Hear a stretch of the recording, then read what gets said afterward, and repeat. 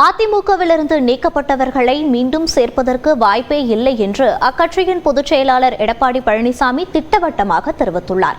இந்த நிலையில் அதிமுக ஒருங்கிணைத்து விடுமோ என்ற அச்சத்தில் முன்னாள் அமைச்சர் SP வேலுமணி மற்றும் வைத்திலிங்கம் மீது லஞ்ச ஒழிப்புத்துறை வழக்கு பதிவு செய்திருப்பதாக ஓ பன்னீர்செல்வம் தெரிவித்துள்ளார்.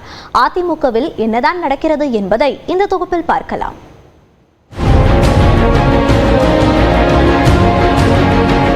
2016ஆம் ஆண்டில் ஜெயலலிதா காலமானதிலிருந்தே அதிமுகவில் சலசலப்புக்கும் பரபரப்புக்கும் பஞ்சமில்லாமல் சென்று கொண்டிருக்கிறது.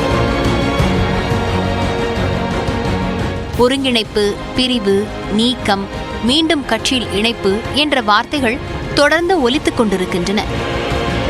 இதற்கு நாடாளுமன்ற தேர்தலில் ஏற்பட்ட தோல்வியே முக்கிய காரணமாக உள்ளது. தேர்தலுக்கு பிறகு எடப்பாடி பழனிசாமியை சந்தித்த அதிமுக மூத்த நிர்வாகிகளான SP வேலுமணி, தங்கமணி, CV சண்முகம் உள்ளிட்ட 6 பேர் அதிமுகவிலிருந்து பிரிந்து சென்றவர்கள் மீண்டும் இணைய வேண்டும் என்ற கோரிக்கையை வைத்தனர். ஆனால் அதை அப்போதே EPS திட்டவட்டமாக ஏற்க மறுத்துள்ளார்.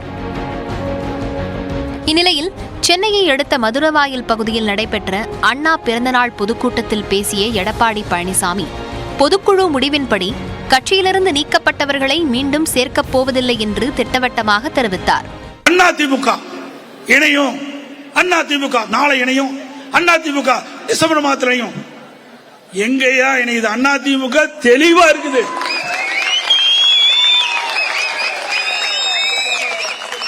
அனைத்து இந்திய அண்ணா திராவிட முன்னேற்ற கழக பொதுக்குழு எடுத்த முடிவு 4 பேர் பொறுப்பில் இருந்தும் அடிப்படை உறுப்பினர் நீக்கப்பட்டதுதான்.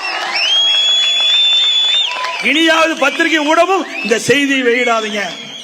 இணைப்பு என்ற பேச்சுக்கே இடமில்ல.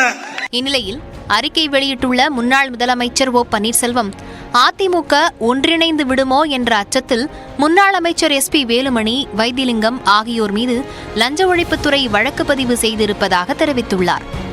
ஒருங்கிணைப்புக்கான முயற்சியை SP வேலுமணி மேற்கொண்டிருப்பதாக பத்திரிகைகளில் செய்தி வந்த பிறகு அவர் மீது வழக்கு போடப்பட்டிருப்பதாக ஓ பன்னீர்செல்வம் தெரிவித்துள்ளார். நீக்கப்பட்டவர்களை சேர்க்க மாட்டோம் என்று எடப்பாடி பழனிசாமி திட்டவட்டமாக தெரிவித்த நிலையில் அவரது தீவிர ஆதரவாளரான SP வேலுமணிக்காக ஓ பன்னீர்செல்வம் அறிக்கை வெளியிட்டிருப்பது முக்கியத்துவம் வாய்ந்ததாக பார்க்கப்படுகிறது. அதே நேரம் எடப்பாடி பழனிசாமியின் பிடிவாதம்தான் ஒற்றுமைக்கு தடையாக இருப்பதாக அதிமுக வட்டாரங்கள் தெரிவிப்பதாக கூறுகிறார் மூத்த பத்திரிகையாளர் பிரியன். இன்னைக்கு பார்த்தீங்கன்னா அதிமுக சர்க்கிள்ஸில் விசாரிச்சிங்கன்னா ஒற்றுமைக்கு தடையாக இருப்பது EPSோட பிடிவாதம் என்பது எல்லோரும் சொல்கிற ஒரு கருத்து. அப்போது ஒற்றுமைக்கு தடையாக இருக்கிற EPSை பற்றி பேசாமல் ஏதோ வழக்குகள், அதுவே இத்தனை வருடம் கழித்து தாமதமாக போடப்பட்ட வழக்குகள் இது ஆக்சுவலாக. ஸோ இதை ஒரு காரணமாக ஒற்றுமைக்கு குந்தகம் விளைவிக்கிற வகையில் திமுக அரசு செயல்படுது அப்படின்னு சொல்கிற இந்த OPS சொல்கிற அந்த வாதம் சரியாக எடுபடலை. அவர் உண்மையிலேயே குற்றம் சொல்ல வேண்டும் என்றால் EPSை தான் குறை சொல்லணும். அவர் தான் ஒற்றுமைக்கு தடையாக இருக்கார். அதை செய்வார OPS? அதிமுகவில் நடக்கும் நிகழ்வுகளை பற்றி தங்களுக்கு கவலை இல்லை என்று திமுக அமைப்பு செயலாளர் RS பாரதி விளக்கம் அளித்துள்ளார். ஒன்னா இருந்தா எங்களுக்கு என்ன, கெட்டு போனா எங்களுக்கு என்ன, ஒன்னா இருந்த அதிமுகவை ஜெயிச்சு தான் நாங்கள் வந்திருக்கோம். அதனால ஒன்றாவதோ பிரிந்திருப்பதோ பற்றி கடுகளவும் கவலைப்படுகிற கட்சி திமுக கிடையாது. அதனால் அதை பற்றி பித்தலாட்டுத்தனமாக பேசுகிறார்கள். அடுத்து OPS மேலே வரப்போது என்ற பயத்தில் முந்திக்கிறாரா என்னன்னு தெரியல. யார் யார் ஊழல் செய்தார்களோ அவர் மீது வழக்கு வரும். வழக்கு வந்து சந்திக்கிட்டோம். அதிமுகவில் தொடர்ந்து விவாதங்கள் நடைபெற்று வந்த போதிலும் அதற்கான தீர்வு எப்போது என தொண்டர்கள் எதிர்பார்த்து காத்துக் கொண்டிருக்கின்றனர். நியூஸ் 18 தமிழ்நாடு செய்திகளுக்காக சுபாஷ் பிரபு.